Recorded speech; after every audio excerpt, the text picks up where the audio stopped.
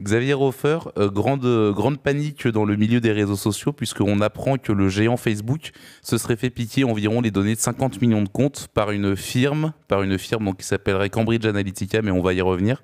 Et ces données auraient servi à financer à aider à la campagne de Donald Trump. Premièrement, qu'est-ce que c'est que ce Cambridge Analytica? Qu'est-ce que c'est que cette société? Alors, en amont de tout ça, parce qu'il faut faire un peu de pédagogie, que 50 millions de données sur 50 millions d'individus, 100, 200 millions soient volées, ça arrive tous les jours. Il existe en Grande-Bretagne, aux États-Unis, en France aussi, dans les grands pays développés, des sociétés qui ont pour but de mouliner, d'utiliser des données qu'ils ont récupérées sur l'Internet ou sur les réseaux sociaux ou dans le cybermonde. Et ça s'appelle, ces sociétés-là font ce qu'on appelle des mégadonnées ou big data. Hein, c'est-à-dire vous récupérez 150 millions de données sur les gens qui vont acheter dans les supermarchés et après ça, vous arrivez à faire des profils et à optimiser la consommation de ces gens dans les hypermarchés. Là, c'est exactement ce qui s'est produit. Une société qui s'appelle Cambridge Analytica. Alors, il y en a... J'en connais deux de ces sociétés. Une, naturellement, à Oxford, qui s'appelle Oxford Analytica, et l'autre à Cambridge. Ce sont des sociétés qui font, je vous ai dit, du big data, de l'analyse de données, etc. Mais de ce que je sais et de ce que j'ai pu observer, qui sont quand même fort proches des services de renseignement britanniques. C'est-à-dire que dans ces histoires-là, on nous parle souvent des Russes, mais là, je n'ai pas l'impression qu'il y ait beaucoup d'anciens des services de renseignement russes à Cambridge Analytica ou même Oxford Analytica, des anciens des services britanniques, ça engrouille. Hein. Donc il faut commencer par remettre les choses en place. Deuxièmement, le monde de l'Internet, c'est un monde magique. Les gens ont des baguettes magiques. Ces baguettes magiques s'appellent des algorithmes. Un algorithme, c'est une espèce de concept transformé en code mathématique. Et à partir de là, on essaye de faire dire à des données récoltées en grand nombre des choses précises. Alors là, en l'occurrence, les gens de Cambridge Analytica, est-ce sérieux? Est-ce de la daube? Je n'en sais rien, parce que je n'ai pas été vérifié, mais prétendait pouvoir influencer le vote des électeurs dans une campagne électorale. 9 fois sur 10, quand on vous dit on va pouvoir prédire le crime, on va pouvoir influencer ceci, c'est de la sorcellerie. Plus précisément, le but d'avoir ces 50 millions de comptes, c'était plus pour identifier un peu les besoins et les opinions, faire une moyenne des opinions américaines et ajuster un peu ces lignes de programme en fonction de ce qu'on a pu récolter comme données finalement. C'était plus précis que ça. Ça consistait à d'abord interroger quelques centaines de milliers de personnes, comme on le fait pour un sondage, c'est-à-dire pensez-vous que ceci ou pensez-vous que cela, êtes-vous plutôt d'accord avec ceci et plutôt d'accord avec cela. Quand on s'approche de vous, on vous écrit par voie d'email ou Instagram ou quoi que ce soit de ce genre-là, en se représentant au nom d'une grande université britannique comme Cambridge, vous êtes sérieux. Naturellement, Cambridge Analytica n'a qu'un rapport très lointain avec l'université de Cambridge. Si ça se trouve, ils ont un bureau dans cette ville, mais Cambridge Analytica, ça fait sciences médiévales, les grandes universités européennes, donc ça fait sérieux, ce qui est le but recherché. À partir de ce moment-là, eh bien, vous interrogez des gens, et puis vous pompez tous leurs copains. C'est-à-dire, quand vous êtes sur Facebook, vous avez des amis, hein, et vous pompez les amis, et de 250 000 personnes, vous passez très vite à 50 millions, par effet cumulatif.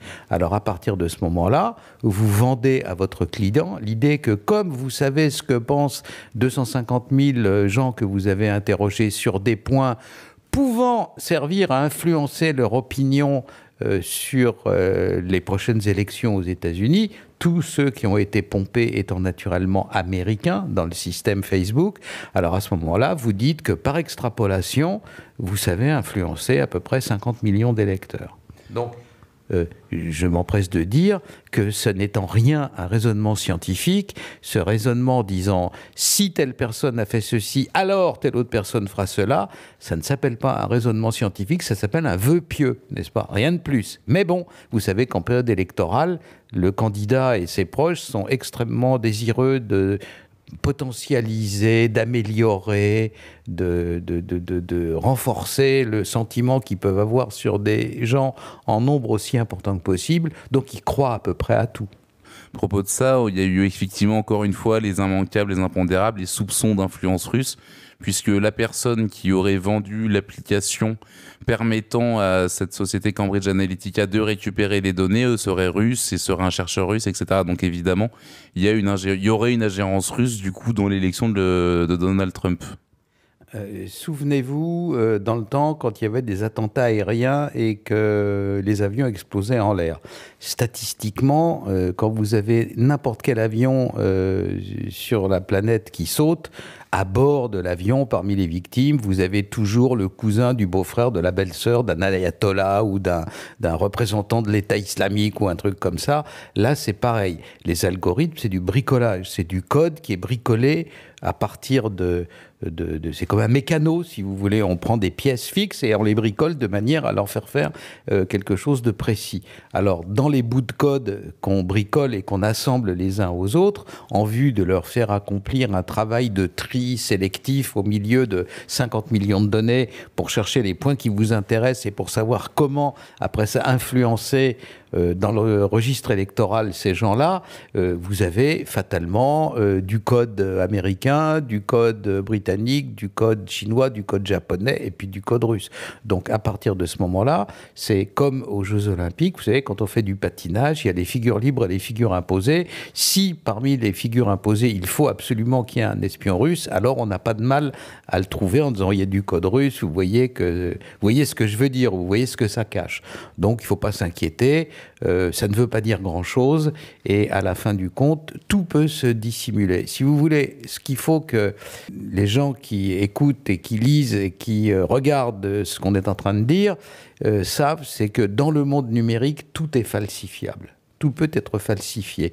Je peux envahir votre ordinateur depuis la Motte Beuvron ou La Roche-Migène ou Cric-Boeuf-le-Petit en ayant mis à l'intérieur de mon travail d'infiltration dans votre ordinateur des traces de code nord-coréen et vous serez persuadé que ce sont des Nord-Coréens qui ont fait le coup. Mais naturellement, le fait qu'il y ait une trace avec une signature ou un bout de code avec un caractère cyrillique ou un truc comme ça, ne signifie pas forcément que c'est quelqu'un qui utilise le vocabulaire cyrillique, donc un russe qui a fait le coup. Ça peut être quelqu'un qui, pour camoufler ses traces, a mis à l'intérieur de son algorithme ou du système qu'il a utilisé pour vous infiltrer ou du logiciel qu'il a utilisé, qui a laissé des traces délibérément de manière à égarer les soupçons.